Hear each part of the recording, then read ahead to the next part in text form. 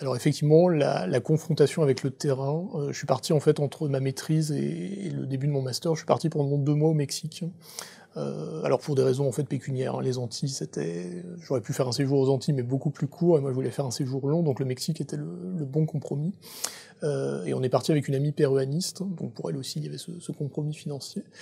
Et là ça a été vraiment une révélation, c'est-à-dire que j'ai l'impression d'avoir découvert mon sujet à ce moment-là, c'est-à-dire le fait de traverser l'Atlantique, d'être confronté véritablement à la réalité d'un terrain qui est effectivement différent de celui des Antilles, mais ça reste quand même l'Amérique latine, avec une culture autochtone qui est quand même encore très présente au Mexique. Ça a été vraiment la découverte. Et puis une deuxième découverte, effectivement, quand je suis parti 2 ans après aux Antilles pour la première fois, où une collègue de l'université de l'AI, de Corinne Hoffman, qui fouillait à la Grenade, m'a invité à venir passer une semaine là-bas. Là, ça a été la confrontation avec la réalité de mes sources. C'est-à-dire que, par exemple, des choses telles que la géographie des îles, qui pour moi était une géographie de papier. En tant qu'historien, on est plutôt effectivement des hommes de papier et pas des hommes de terrain. Là voilà, ça donnait de la chair un petit peu à mes recherches, et se confronter effectivement à ce terrain, à la manière dont sont configurées les îles, avec souvent voilà, une route qui fait le tour de l'île, mais un cœur de l'île qui est encore dominé par globalement la forêt, hein, même s'il ne faut pas avoir non plus une vision caricaturale, mais c'est quand même ça la réalité. On se rend mieux compte des difficultés, par exemple, qu'on pouvait avoir au XVIIe siècle pour se déplacer d'île en île. La facilité des Indiens aussi à maîtriser totalement un terrain que les Européens ne maîtrisent absolument pas quand ils arrivent. Donc on se rend compte aussi de ces petits avantages pratiques que pouvaient avoir les Amérindiens. Et ça permet de casser un petit peu l'idée, effectivement, qu'il y avait au début de mon sujet, quand souvent je présentais mon sujet, je disais, voilà, je travaille sur les relations entre Européens et Amérindiens dans les Antilles, et tout de suite on me disait, mais du coup ça s'arrête très vite, tu as une plage chronologique qui en gros va de novembre 1492 à janvier 1493.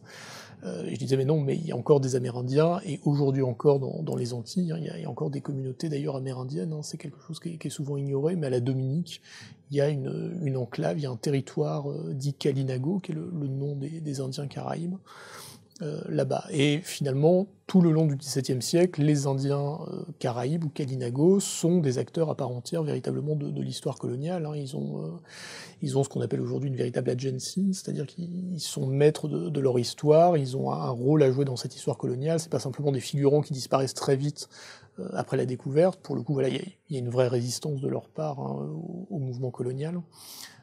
Donc ça c'est intéressant, et de voir un petit peu comment les deux cultures ont interagi, comment les Amérindiens ont absorbé le choc de la rencontre et ensuite de la colonisation par tout un tas de mécanismes intellectuels, hein.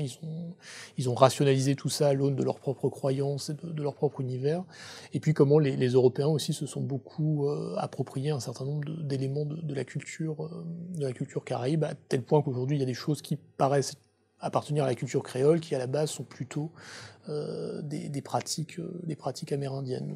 Mais effectivement, oui, il y a cette complexité à se réapproprier le passé amérindien. Il y a des mouvements depuis les années 90, hein, d'une partie notamment chez les jeunes, une volonté de redécouvrir ce passé amérindien, de se le réapproprier. On voit ça aussi dans les communautés, justement, dans la communauté Kalinago de la Dominique. Ils organisent des moments avec des Indiens de Guyane, par exemple, pour se réapproprier des gestes traditionnels qu'eux-mêmes ont pu perdre, par exemple sur la fabrication des pirogues. Il y a des Amérindiens de Dominique qui sont partis en Guyane pour réapprendre les gestes traditionnels, voilà, comment on débite l'arbre, quels sont un petit peu les processus et les croyances qui sont liées à tout ça.